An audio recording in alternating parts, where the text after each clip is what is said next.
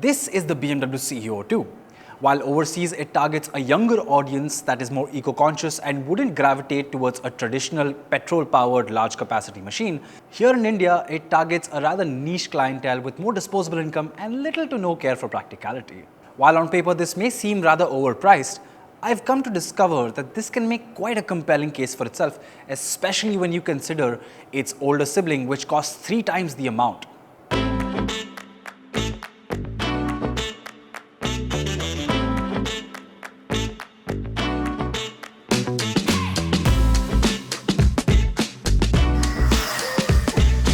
Love it or hate it, there is no denying the fact that the BMW CE 2 has a rather polarizing design. Is it a bike? Is it a scooter? Well, neither says BMW. According to them, this is an e-parkourer designed to get you from point A to point B in a rather fun way. The CE 2 was never big on practicality and lacks any amount of storage space whatsoever, which is a shame because there's no place to put its rather big and heavy charger. The rider foot pegs look like a bit of an afterthought and seems a little out of place in an otherwise coherent design. With minimal bodywork, a low stance and a concept bike-like look, the CE 2 will draw in eyeballs from a varying degree of audiences. During my time with it, I've had everyone from teenagers, adults, senior citizens from all walks of life stop me to inquire what exactly was I riding. The CE 2 is quite approachable and beginner-friendly, given its low 745mm seat height and lightweight. However, the bench-like seat is about as practical as it appears, with rider comfort being better suited for short stints and pillion comfort being mostly non-existent.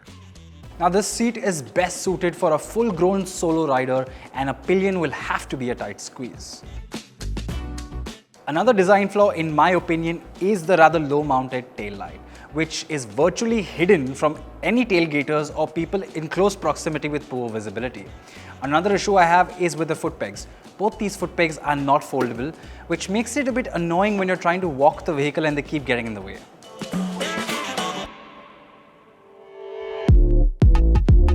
The CE 2 comes well equipped and standard equipment includes LED lighting, a 3.5-inch TFT, keyless start, 2 riding modes, a reverse feature, adjustable levers, a Type-C charging socket, and Bluetooth connectivity.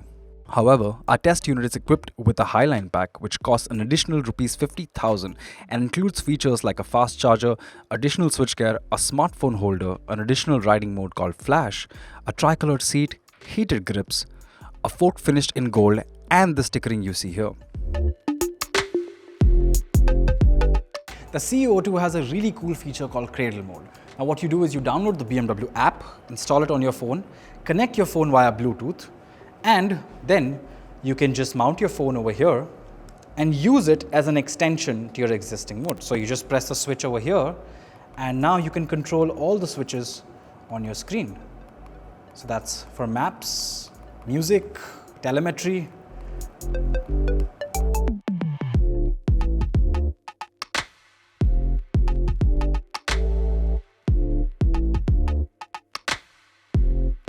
The addition of the Highline pack may seem rather expensive, but if you're already willing to shell out 4.5 lakh rupees on this motorcycle, well, in for a penny, in for a pound. I definitely recommend getting the Highline pack as it introduces features that help enrich the overall experience. I'll also get the optional comfort seat, which will set you back an additional 12,000 rupees and hopefully be a lot better in terms of comfort than this sparsely padded standard seat.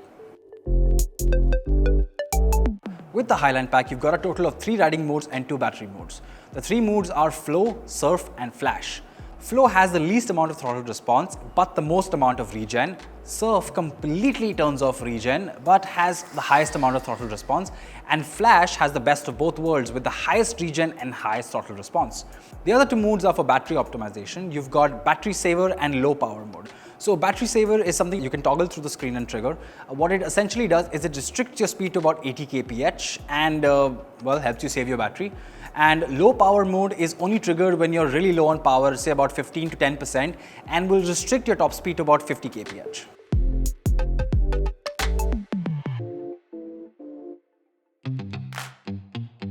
I found myself using surf mode the most, as it allowed me to coast at highway speeds a bit more effortlessly on my commutes to the office, which mostly involves fast-moving and free-flowing traffic.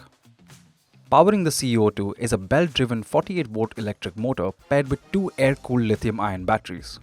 In our test, the CEO2 performed just as BMW claimed and managed to hit 80 kph quicker than nearly every 160cc motorcycle we've tested. BMW says this is a 200cc alternative, but in the real world performs more in line with a quick sub 160cc motorcycle or a slow 200cc motorcycle. What adds to its pace is its lightweight, which helps make this vehicle feel ever so effortless in our city. Plus, if you decide to have some fun and encounter some loose surfaces, traction control has your back. BMW claims a range of about 108 kilometers, and in our test we got exactly that. That means the CEO2 can conduct unusually large commutes in one single charge. What helps is that when you actually charge it, it charges rather quickly when equipped with a fast charger. In our test, we saw charging times of just over 3.5 hours for a full charge.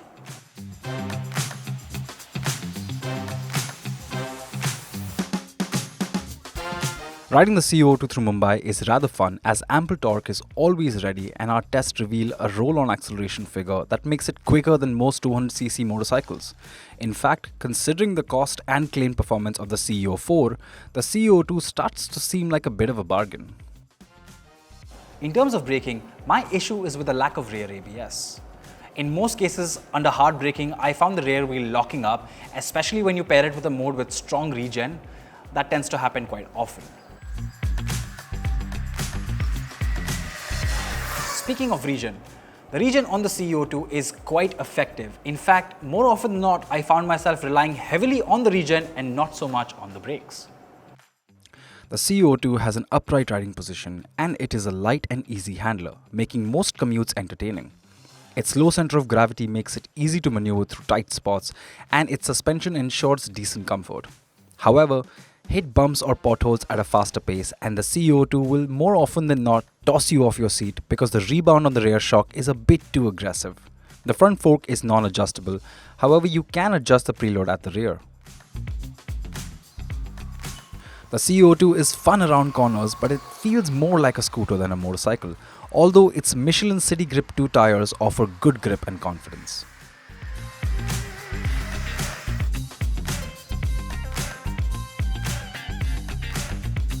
Overall, the CO2 is a comfortable commuter, hindered only by its poorly padded seat and its bouncy rear shock.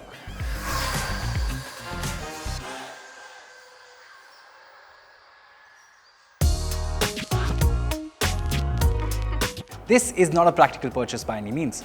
BMW currently makes this vehicle over here at TVS's Hosur plant, and while it costs significantly more in the American and European market, at Rs 4.99 lakh for the CO2 in the Highline pack, it's still pretty expensive.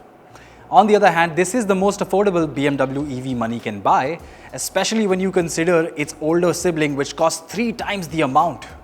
Value and practicality are no reason to buy the CEO2. However, it does pack plenty of appeal with its uniqueness, fun factor and badge value. Its charming and quirky styling may not appeal to everyone, but there is no denying the fact that the CO2 really grabs eyeballs. For anyone willing to invest in a stylish, city-centric e-parkourer, the CO2 promises a fun and unique experience.